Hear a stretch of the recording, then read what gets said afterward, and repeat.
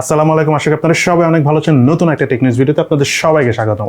আমাদের আজকের দিনের প্রথম টেকনিক্স হলো ইনফিনিক্সকে নিয়ে। ইনফিনিক্সের নতুন আরেকটি ফোন আসতে যাচ্ছে, মিড লেভেল বাজেট রেঞ্জও বলতে পারেন বা এন্ট্রি লেভেল বাজেট রেঞ্জে বলতে পারেন, দুটোর মাঝখানে। সেটা হলো ইনফিনিক্স হট 10s। এই মোবাইলটির কনফিগারেশনে থাকবে হলো 4GB RAM, 128GB storage, processor হিসাবে থাকবে মিডিয়াটেক হেলিও G85 এবং 90Hz সমৃদ্ধ ডিসপ্লের পাশাপাশি থাকবে হলো 48 মেগাপিক্সেলের মেইন ক্যামেরা সেটআপ। এবং এই মোবাইলটি বাংলাদেশ মার্কেটে অফিসিয়ালি বিক্রি শুরু হবে হলো জুলাই মাসের 12 তারিখ থেকে। সো খুবই সুন ফোনটা লঞ্চ হতে যাচ্ছে, আর প্রায় 15-16 দিনের মতো রয়েছে। এই ফোনটির আশা করি সম্পূর্ণ বিস্তারিত রিভিউ আমরা আপনাদের জন্য নিয়ে আসতে পারবো। এদিকে কিছুদিন আগে স্যামসাং এর A22 মোবাইলটি কিন্তু লঞ্চ হয়েছে। সো সেই A22-র মতো স্যামসাং গ্যালাক্সি M22 মোবাইলটির ব্যাপারে আমরা টুকটাক কিছু ইনফরমেশন লিক্স পেয়েছি। এই মোবাইলটি 6.4 ইঞ্চি অ্যামোলেড ডিসপ্লের পাশাপাশি 6000 mAh ব্যাটারি নিয়ে আসতে যাচ্ছে এবং সাথে থাকবে হলো 48 মেগাপিক্সেলের মেইন ক্যামেরা। এছাড়া তেমন কোনো ইনফরমেশন এখন পর্যন্ত পাইনি। তবে এই ফোনটি জুন মাসে তো আর বের হবে না, জুলাই মাসের শেষের দিকে অথবা আগস্টের শুরুর দিকেই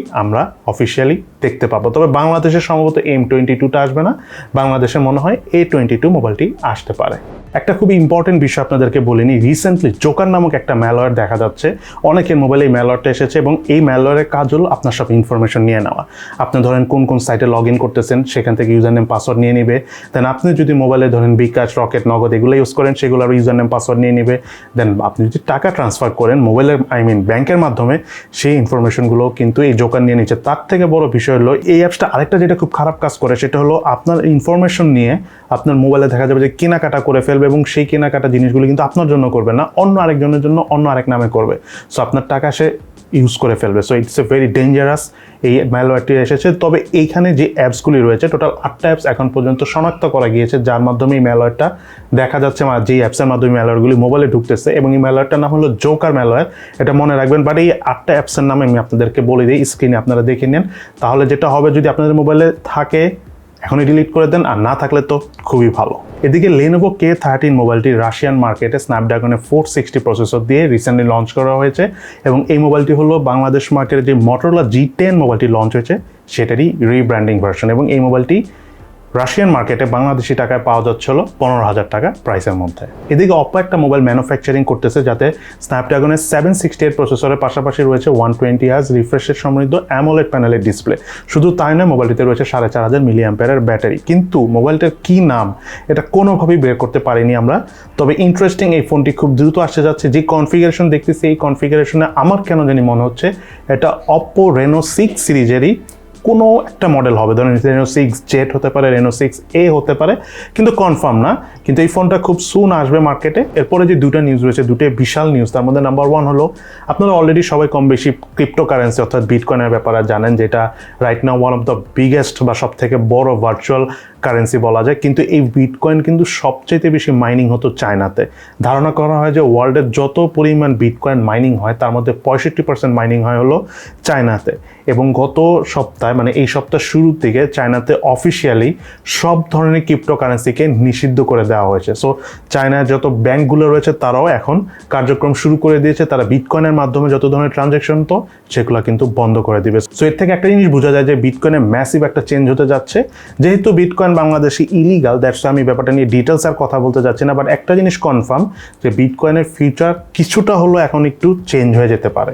এরপরে যে দ্বিতীয় বিশাল নিউজটি রয়েছে, সেটা হলো টিকটক, ফ্রি ফায়ার, পাবজি এগুলোকে নিয়ে। আপনারা রিসেন্টলি সবাই কম বেশি জানেন যে এই বিষয়গুলি অর্থাৎ টিকটক, পাবজি, ফ্রি ফায়ার বা এই ধরনের যত অ্যাপস রয়েছে, লাইকি, ভিগোর মতো, এগুলোকে নিয়ে কিন্তু বেশ মামলা, মোকদ্দমা, রিট অনেক কিছুই চলতেছে।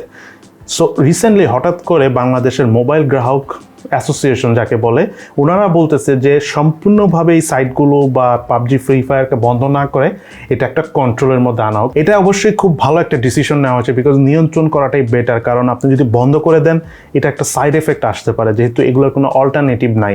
কিন্তু কিভাবে নিয়ন্ত্রণ করবেন, কি করা উচিত, এটা নিয়ে খুব দ্রুত স্টেপ নেওয়া উচিত। কারণ যত দ্রুত স্টেপ নেবে তত ভালো হবে। আসলে উচিত এমন একটা সলিউশন বের করা যাতে এই জিনিসগুলো থাকবে, ইউজও করা যাবে, বাট কোয়ালিটি মেনটেন করা যাবে। যেটা ইউএসএতে করতেছে, টিকটক ইউজ করতে গেলে তারা আপনাকে এখন বায়োমেট্রিকের মাধ্যমে ফুল ইনফরমেশন দিতে হবে। অর্থাৎ কেউ যদি কোনো ধরনের কোনো অকারেন্স করে, গভর্নমেন্ট তাহলে ইজিলি ধরে ফেলতে পারে। সো আমার মনে হয় বাংলাদেশ গভর্নমেন্টের এইটাই করা উচিত, বায়োমেট্রিক সিস্টেমে চলে যাওয়া উচিত। কে কী করতেছে না করতেছে তখন খুব ইজিলি ট্রেস করা যাবে। আর তখন মানুষ এক্সট্রিম লেভেলে কোনো কিছু করবে না। তখন যারা অরিজিনাল গেমস খেলার তারা অরিজিনালি গেমস খেলবে। আর তখন যারা অরিজিনাল কন্টেন্ট ক্রিয়েটর রয়েছে, যারা আমরা ইউটিউবের কন্টেন্ট ক্রিয়েট করি, এই ধরনের ক্রিয়েটরই তখন টিকটকে থাকবে। আজিরা আননেসেসারি যাদের কারণে দেখা গেল যে অন্য মানুষের বদনাম হচ্ছে, এই ধরনের কন্টেন্ট ক্রিয়েটরগুলি তখন একটা আইনের আওতায় এসে পড়বে এবং সবার জন্য এটা ভালো হবে। কারণ আপনারা একটা জিনিস খেয়াল করে দেখবেন, অলওয়েজ এমন একটা বিষয় হয়ে দাঁড়া যায়, দেখা যায় 2-1 মানুষের জন্য পুরো কমিউনিটির উপর অনেক কিন্তু খারাপ নজরে এসে পড়ে। সো ওই 2-1 মানুষকে যদি ট্রেস করা যায়, ট্রেস করে তাকে যদি আলাদা করে ফেলা যায়, তাহলে কিন্তু সবাই সুখে শান্তিতে থাকতে পারবে। আজকের এই ভিডিওটি শেষ করার আগে আপনাদেরকে একটা গুরুত্বপূর্ণ কথা বলে নিই। আমি জানি আপনারা এটা নিয়ে বোরিং হন, বিরক্ত হন, বাট তারপর আমি না বলে পারি না। সেটা হলো আজকেও কিন্তু করোনায় অনেক মানুষ মারা গিয়েছে, প্রায় 85 জন মানুষ মারা গিয়েছে এবং প্রায় 5,500 মানুষ একদিনই আক্রান্ত হয়েছে। সো আগের থেকে খুব কন্টিনিউয়াসলি মানে অনেক জোরে সোরে এখন ভাইরাস আক্রান্ত সংখ্যা বাড়তেছে। সো আপনারা প্লিজ সেফ থাকবেন, সিকিউর থাকবেন এবং আপনার ফ্যামিলির সবাইকেও সিকিউর রাখবেন এবং সুস্থ থাকবেন এবং আমাদের জন্য দোয়া করবেন যেন আমরাও সেফ অ্যান্ড সিকিউর থাকি। তো সবাই ভালো থাকেন, সুস্থ থাকেন, ইনশাল্লাহ দেখা হবে ফিউচারে।